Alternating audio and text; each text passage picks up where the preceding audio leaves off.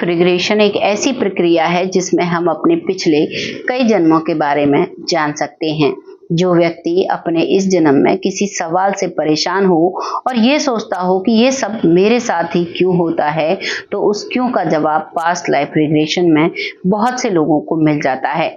मैं ये नहीं कहती 100% लोगों को ये जवाब मिल जाता है, लेकिन मैं ये कह सकती हूँ 75% लोगों को अपने सारे सवालों के जवाब मिल जाते हैं। आज की जो कहानी है वो एक ऐसी महिला की है जो शादी के बंधन में बनती है 2021 में जनवरी के महीने में, और अक्टूबर के महीने में वो विधवा हो जाती है। और जब वो अपने पास्ट लाइफ रिग्रेशन कराती है और जब वो कारण जानती है, तो आज वो भगवान की भक्ति में लग चुकी है। आज वो समझ चुकी है कि जो मैंने कर्म किए हैं उनकी मुझे सजा मिली है, जो मुझे बखूबी काटनी पड़ेगी। आइए जानते हैं इस महिला के बारे में। हालांकि इनके नाम हमने आपको छिपा दिए हैं आपसे, ना ही इनकी हम जगह बताएंगे, क्योंकि इन्होंने एक कहानी हमारे साथ साझा की तो इन्होंने स्पेशली मना कर दिया था कि मेरा असली नाम नहीं बताया जाए। नमस्कार, मैं महक चौधरी आज आपके सामने फिर से एक सच्ची कहानी लेकर आई हूँ जो पुनर्जन्म की कहानी है। बहुत से लोग कहते हैं पुनर्जन्म नहीं होता, लेकिन पुनर्जन्म होता है। हम इस बात को मानते हैं और हमने बहुत सारे एग्जाम्पल देखे हैं। अब उनमें फर्क इतना होता है कि कुछ लोग पिछली जिंदगी याद रख पाते हैं और कुछ लोग पिछली जिंदगी याद नहीं रख पाते। 10% नहीं कह सकते हम, 5% लोग ऐसे हैं जिनका पिछला जन्म उन्हें याद होता है। बाकी 95% लोग अपना पिछला जन्म भूल जाते हैं, क्योंकि भगवान की एक बनाई हुई सृष्टि है। अगर सभी को पिछला जन्म याद रहने लग जाए तो सृष्टि उलट पुलट हो जाएगी। क्योंकि आपने बहुत सी कहानियां सुनी होंगी पुनर्जन्म की, तो आपने बहुत जाना होगा कि जब किसी को पुनर्जन्म याद रहता है तो वो अपने जीवन में सुखी नहीं रह पाता। यही एक पास्ट लाइफ रिग्रेशन थेरेपी ऐसी है जिससे हमें अपना जो हमारे साथ गलत होता है तो हमें एक शांति मिलती है कि भाई जो हमने गलत किया है उसका भुगतान तो हमें करना पड़ेगा। बिल्कुल वैसे ही जैसे हम एक कहावत कहते हैं, ओखली में सर दिया तो मूसर से क्या डरना। जब हमने कर्म गलत किए हैं तो हमें उनकी सजा से क्या डरना। ये सब हमें कर्म गलत करने से पहले सोचना चाहिए, और इसीलिए इन कहानियों को आपके साथ हम साझा करते हैं कि आप अपने जीवन पर सोच विचार करें, अपने कर्मों पर खासा ध्यान दें।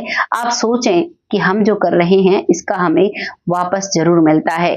कहते हैं पृथ्वी गोल है, जो भी हम बोलते हैं उसका भी हमें घूम फिर कर वापस मिलता है। किसी एक इंसान के साथ हम गलत करते हैं, वो घूम फिर कर हमें वापस मिल जाता है, और अगर हम अच्छा करते हैं तो उसका पुण्य भी हमें घूम फिर कर वापस मिल जाता है।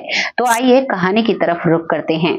आज की कहानी में जिन महिला का नाम है, बदला हुआ नाम नीलिमा है। नीलिमा जिसकी उम्र करीबन 25 वर्ष है, जिसकी अभी अभी शादी हुई है, और शादी उसकी जनवरी 2021 में हुई है। जनवरी 2021 के बाद वो अपने परिवार में बेहद खुश थी, लेकिन अचानक अक्टूबर 2021 में उसके पति की डेथ हो जाती है।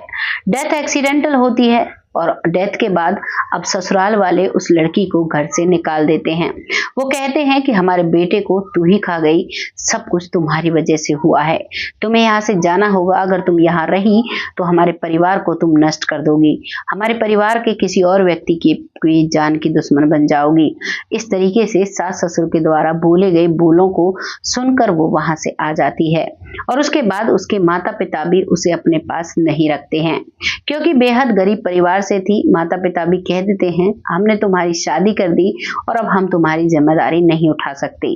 अब वो एक छोटे से स्कूल में जॉब करती है टीचिंग की, और उसी से एक कमरा किराए पर ले रखा है, उसी से अपना गुजर बसर करती है।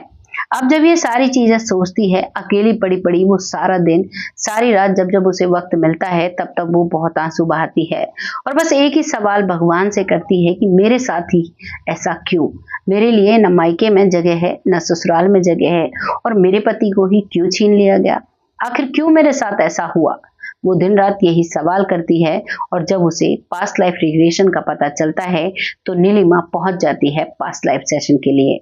जब वो सेशन कराती है, जब उसे सम्मोहन की गहरी नींद में सुलाया जाता है और जब उससे सवाल किए जाते हैं तो वो बताती है कि मैं एक जमींदार की पत्नी हूँ। मेरा पति लंबा तगड़ा है और खेतों में खेती बाड़ी करता है और बहुत मेहनत करता है। वहीं मेरा एक देवर है जो उसके साथ काम करता है और मैं घर में बड़ी बहू हूँ और मेरी ना कोई ननद है ना ही सास है। मेरा पति है और मेरा देवर है, सिर्फ 2 भाई थे और मेरी शादी होती है। वहां पर उसका नाम राजेश्वरी होता है। अब राजेश्वरी अपने पति के साथ रहती है। पति का नाम राजा राम था, पत्नी का नाम राजेश्वरी था। दोनों पति पत्नी बहुत खुश रहते हैं और देवर बहुत काम करता है तो देवर भी उसे बहुत प्यारा लगता है। बहुत खुशी खुशी का 3 लोगों का परिवार है।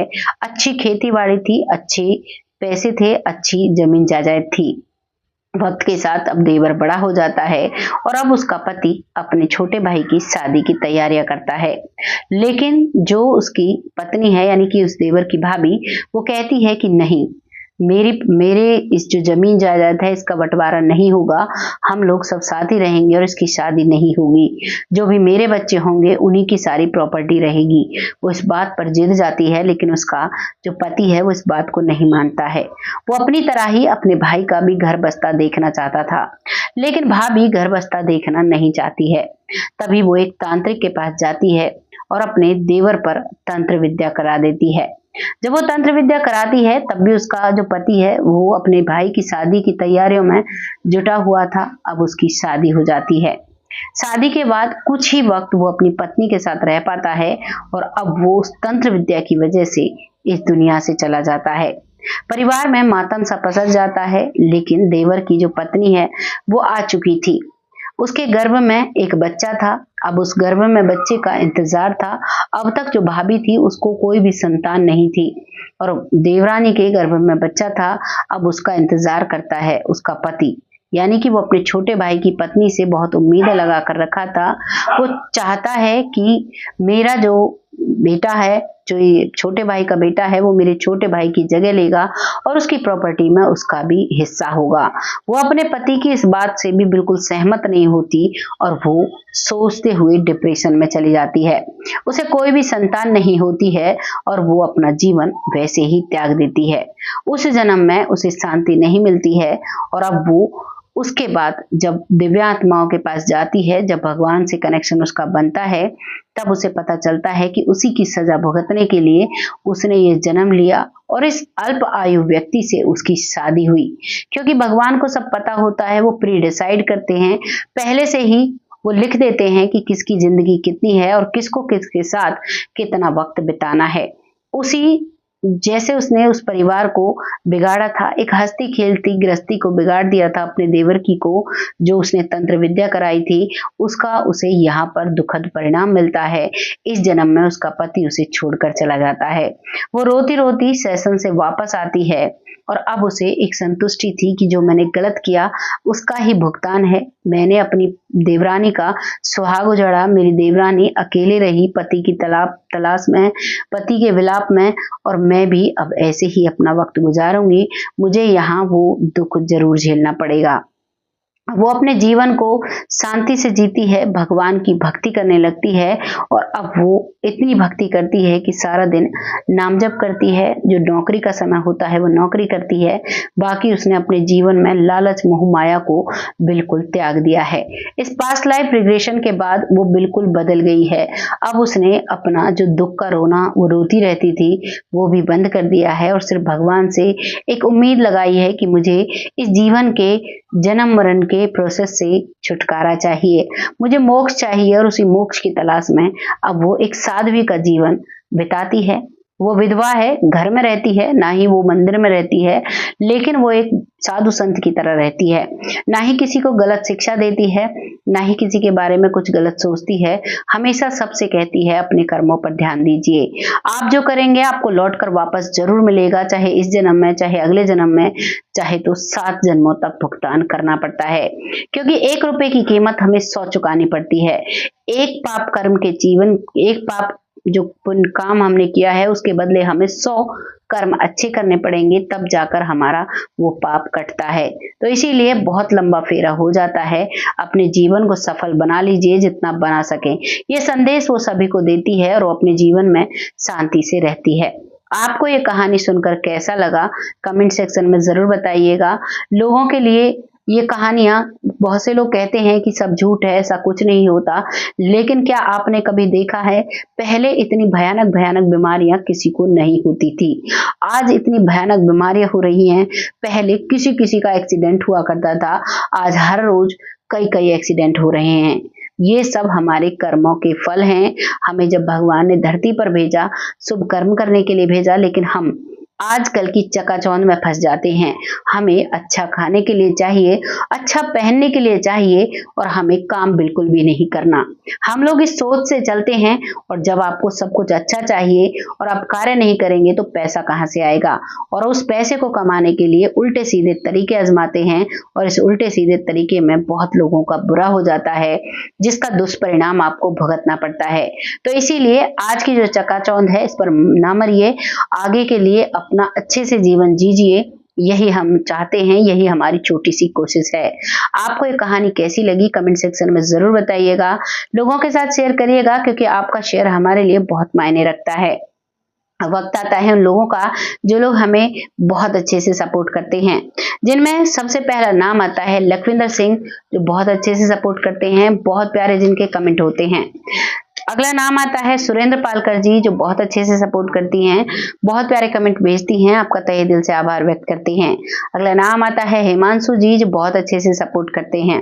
अगला नाम आता है मंजू चौधरी जी, जिनके बहुत पॉजिटिव कमेंट होते हैं, बहन मानती हैं, बहुत अच्छे से सपोर्ट करती हैं। अगला नाम आता है महेंद्र पांचाल जी, जो बहुत अच्छे से सपोर्ट करते हैं, बहुत प्यारे कमेंट होते हैं। अगला नाम आता है पिंटू पटेल जी, जो बहुत अच्छे से सपोर्ट करते हैं, बहुत प्यारे कमेंट करते हैं। अगला नाम आता है सरिता बागले जी, जो बहुत अच्छे से कमेंट करती हैं, बहुत प्यारा सपोर्ट करती हैं। अगला नाम आता है पिंकी भोई जी, जो बहुत अच्छे से सपोर्ट करती हैं, बहुत प्यारे कमेंट होते हैं। अगला नाम आता है हरप्रीत कौर जी, जो बहुत अच्छे से सपोर्ट करती हैं। अगला नाम आता है सरयू बालाजी, जो बहुत अच्छे से सपोर्ट करते हैं, बहुत प्यारे कमेंट होते हैं। अगला नाम आता है रामायण कुशवाहा जी, जो बहुत अच्छे से सपोर्ट करते हैं, बहुत प्यारा कमेंट होता है। अगला नाम आता है जमुना जी, जो मुंबई से हैं, बहुत अच्छे से सपोर्ट करती हैं। आज की कहानी यहीं समाप्त होती है। जिनके भी नाम रह गए हैं अगली वीडियो में ले लिए जाएंगे। बहुत जल्द ऐसी ही सच्ची अच्छी स्टोरी के साथ आती हूँ। तब तक अपने कर्मों पर, अपने परिवार पर खासा ख्याल रखिए, क्योंकि परिवार के बिना कोई जिंदगी नहीं होती, और अच्छे कर्मों के बिना हमारा कोई भी जन्म अच्छा नहीं होता। तो इन दोनों चीजों पर अच्छे से ध्यान दीजिए, लालच मोह माया को त्याग दीजिए। बहुत जल्द ऐसी ही सच्ची कहानी के साथ आती हूँ। तब तक के लिए जय हिंद, जय भारत।